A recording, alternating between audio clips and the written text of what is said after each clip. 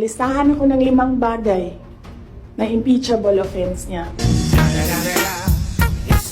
Gusto nila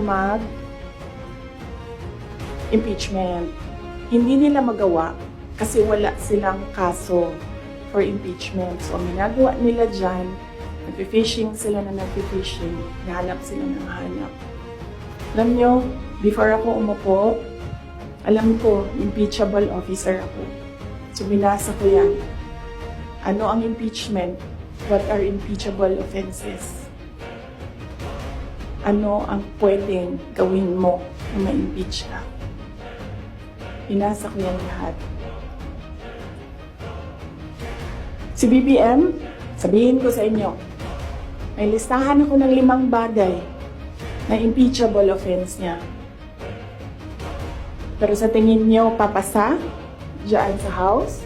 Of course, hindi.